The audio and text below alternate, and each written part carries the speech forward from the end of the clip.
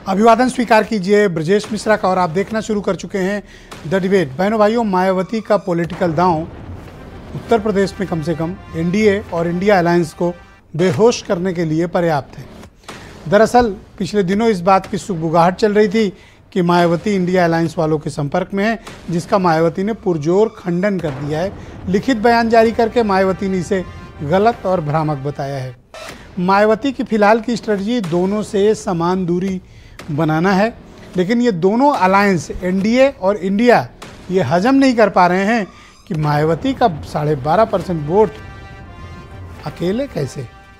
ये दोनों अपने अपने स्तर पर बीएसपी को रिझाने की कोशिशें कर रहे हैं और किस्म किस्म के वितंडा फैलाते हैं।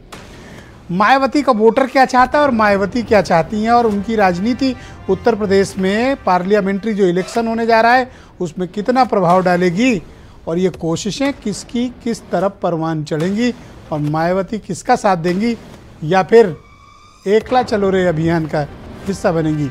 आज की चर्चा इसी विषय पर है। बहन भाइयों, मायावती के राजनीतिक दांव उनके धुर विरोधियों को भी अक्सर बेहोश कर देते हैं। उत्तर प्रदेश में एनडीए अलायंस जो बीजेपी के नेतृत्व में है और यूपी में जो सपा के अलायंस वाला सपा के गठबंधन नेतृत्व वाला इंडिया अलायंस है, दोनों तरफ से पुरजोर कोशिशें चल रही हैं कि किसी भी तरह मायावती को अपने पक्ष में लिया जाए, मायावती को अपने पाले में लिया जाए। और ये कोशिशें इंडिया अलायंस की तरफ से ज़्यादा हैं। उन पर सामाजिक, जातीय और समीकरण के मुताबिक दबाव एनडीए के मुकाबले कहीं अधिक है। ये दोनों तो चाहते हैं, लेकिन ये एक तरफा प्रेम है। अब प्रश्न इस बात का उठना चाहिए, बहन जी क्या चाहती हैं? जब वो चाहेंगी तभी तो ये अलायंस होगा, तभी तो किसी के साथ उनका गठबंधन बनेगा। लेकिन इन दिनों पिछले 1.5 महीने से ऐसा ट्रेंड चल रहा है कि मायावती की इनसे बात चल रही है, बीएसपी की उनसे बात चल रही है। एनडीए चाहता है कि हमारी तरफ आ जाएं या हमारी तरफ ना भी आएँ तो हमारे हिसाब से चलें, और इंडिया अलायंस तो कहता है कि अगर बहन जी इस अलायंस में आ जाएं तो उत्तर प्रदेश में हम परिणाम चमत्कारिक दे सकते हैं।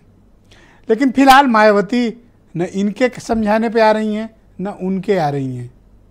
वो अभी एकला चलो अभियान चला रही हैं, लेकिन उन्हें भी बेहतर पता है। बहनों भाइयों, नोट करिएगा ये बात, ये बहन जो को भी पता है अकेले जाने का कोई फायदा है नहीं। अकेले जाने का मतलब राजनीतिक तौर पर खाई में छलांग लगा देना, क्योंकि उत्तर प्रदेश का मतदाता पॉलिटिकली डिवाइडेड हो चुका है। एक जो बीजेपी को जिता रहा है, दूसरा जो बीजेपी को हरा रहा है, तीसरे की गुंजाइश अगर है भी तो मतलब वो कटोरी टाइप है, बहुत अधिक राजनीतिक स्कोप है नहीं। अब तमाम राजनीतिक विशेषज्ञ इस बात को कहते हैं बीएसपी के तो 10 सांसद हैं, लेकिन वो विश्लेषक शायद ये बात भूल जाते हैं कि किन राजनीतिक परिस्थितियों में मायावती के पास 10 मेंबर ऑफ पार्लियामेंट थे। तब जब आमने सामने का मुकाबला हुआ था और उत्तर प्रदेश में भारतीय जनता पार्टी वाला एनडीए अलायंस 51% का वोट शेयर लेकर आया था, 51% का। और इनका अलायंस जो महागठबंधन था सपा बसपा आरएलडी का, इसके खाते में थे 39% वोट।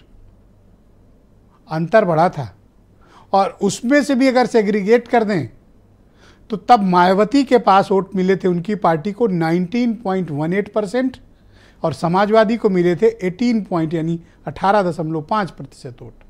सपा के जीते थे 5, मायावती के जीते थे 10। ये तो है 2019 का हिसाब और किताब, और तब इकलौते भारतीय जनता पार्टी को 49% से ज़्यादा अकेले बीजेपी को वोट शेयर था।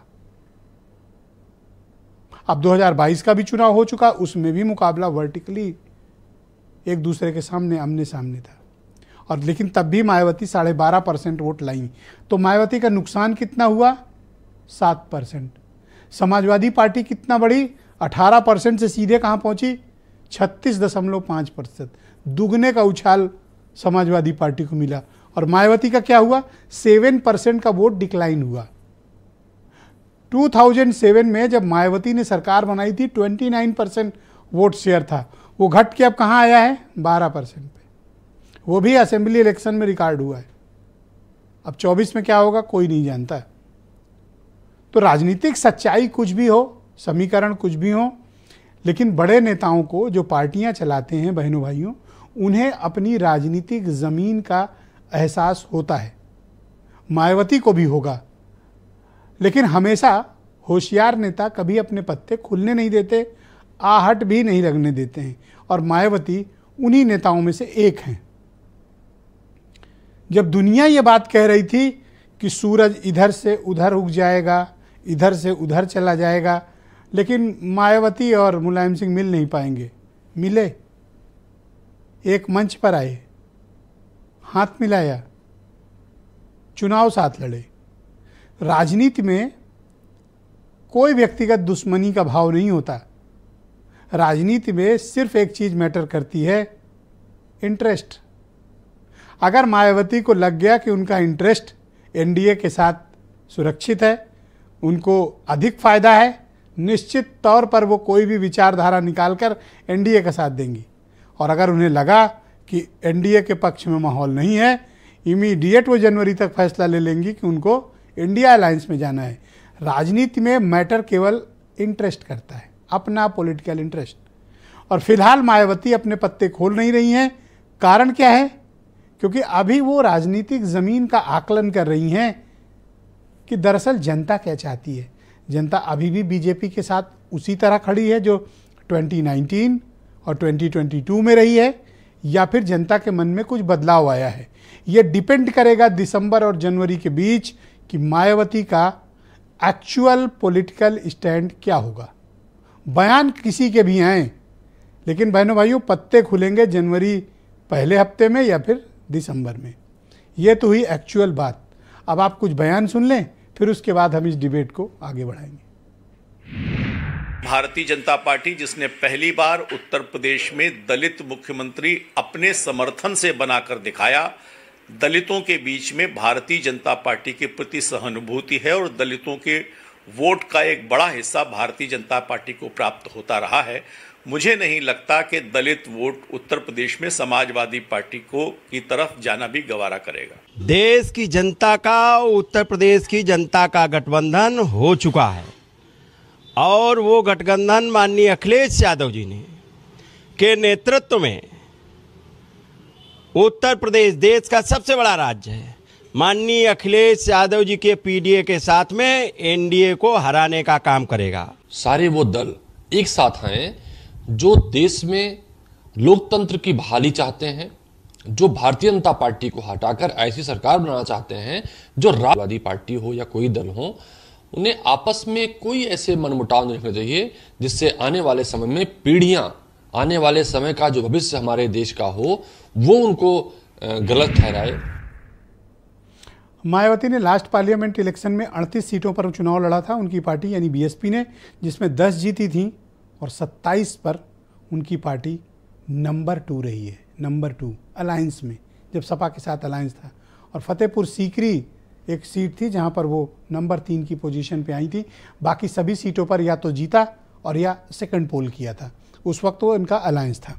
बहनों भाइयों, मायावती क्या चाहती हैं, उनका पॉलिटिकल मूव क्या होगा, और ये दोनों गठबंधन एनडीए और इंडिया मायावती के पीछे क्यों पड़े हैं, आज की चर्चा इसी विषय पर। हेमंत तिवारी उत्तर प्रदेश के राजनीतिक मामलों के जाने माने पत्रकार हैं, मेरे साथ इस वक्त जुड़ चुके हैं। अनिला सिंह भारतीय जनता पार्टी की प्रवक्ता हैं। डॉक्टर सतीश प्रकाश जाने माने दलित चिंतक और बहुजन समाज पार्टी के सिंपथाइजर हैं। प्रदीप सिंह उत्तर प्रदेश में कांग्रेस कमेटी के प्रवक्ता हैं, और थोड़ी देर में हमारे साथ कुछ और भी मेहमान जुड़ेंगे, और वीरेंद्र सिंह जी हमारे स्टेट हेड। आप सबका शुक्रिया और धन्यवाद इस कार्यक्रम में मेरे साथ शिरकत करने के लिए। हेमंत तिवारी जी, कार्यक्रम की शुरुआत में आज आपसे करना चाहता हूं, और आप हमारे दर्शकों